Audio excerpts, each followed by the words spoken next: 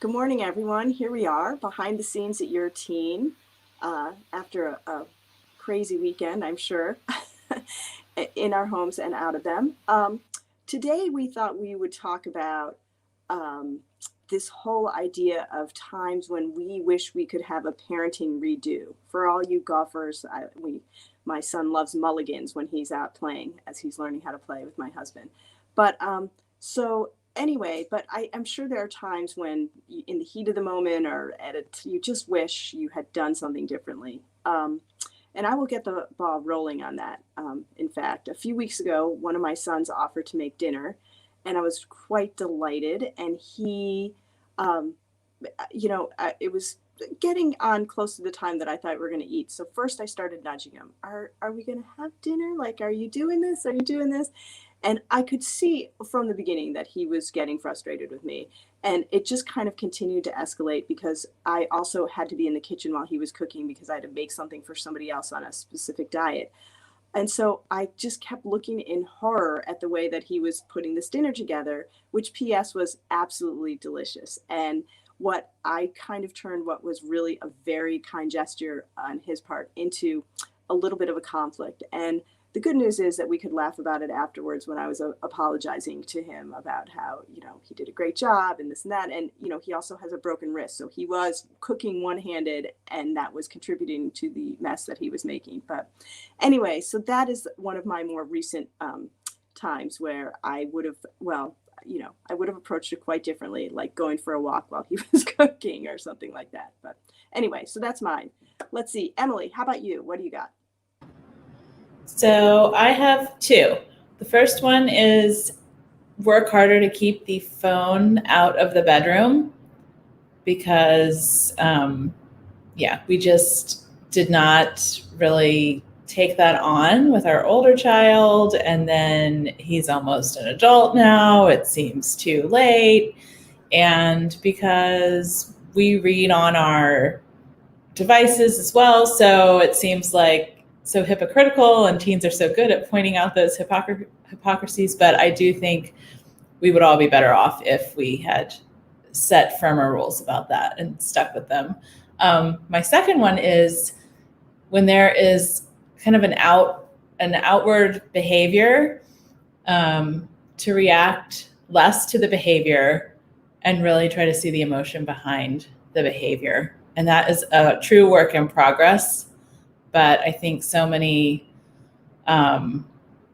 struggles for the teenage years could be, there could be so much more understanding if it could just like not be reactive in that moment to the distressing behavior. So I will call on Sharon. Okay. Mine is sort of a repeated ongoing fail that every time I lose my temper and I snap, which is, I don't know how often, like every day lately. No, hopefully not every day, but yes. And it's for years we're working on this, right? And finally, what I'm realizing is, all that business about self-care is really true. Like if I'm feeling depleted, I'm going to be brittle and snap at people. And if I'm tired or, just been with everybody too much. So I guess I wish I'd realized that earlier that, my kid could do the exact same thing. And if I'm feeling depleted, I'll just overreact to it. Whereas if I'm doing a little better, I can kind of take it in stride and be a reasonable, rational person. So yeah, I wish I'd known that earlier. Mindy?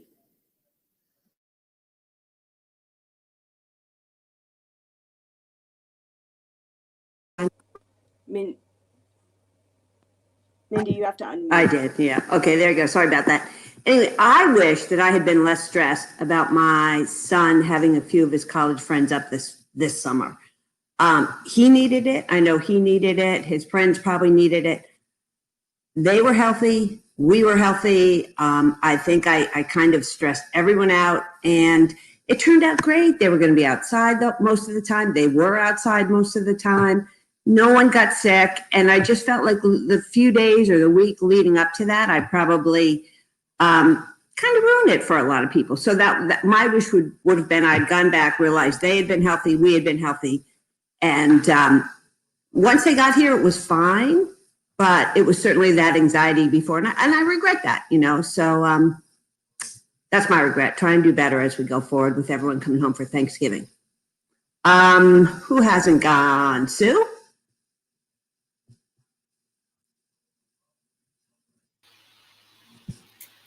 Okay, so I have a deep regret.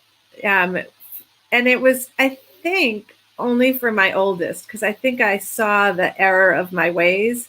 But I was so enmeshed in her social life and did that inflaming thing that parents do. Well, I did, which was they said, what?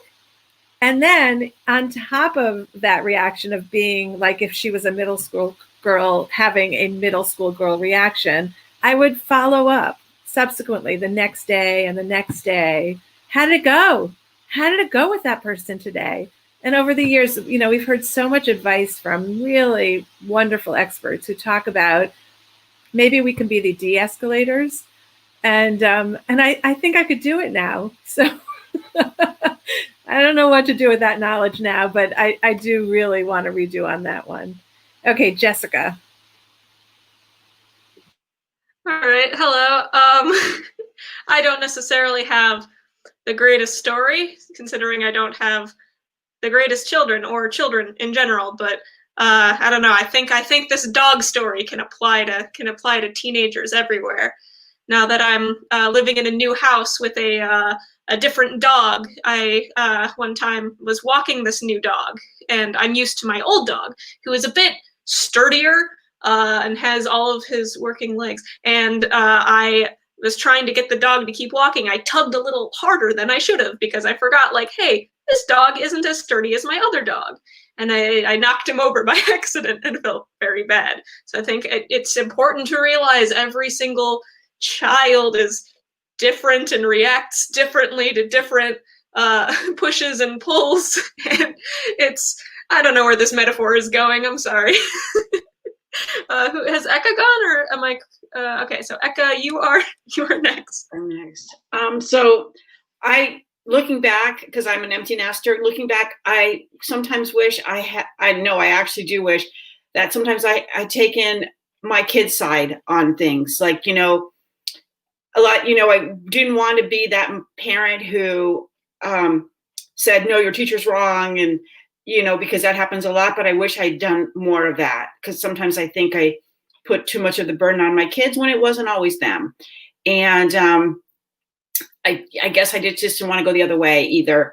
And I wish I had been more in their camp and stuck up for them instead of maybe thinking it was their fault or thinking that they were the ones that were wrong in a situation. And, I have since apologized about not always being their biggest supporter, and they don't even remember that. So I guess I got off easy. Maybe I'm beating myself up more than they did, but I just feel looking back that I could have been more in their camp and been more of their advocate, but I kind of wanted them to do it sometimes on their own. So that's my story. I think everybody's gone, right?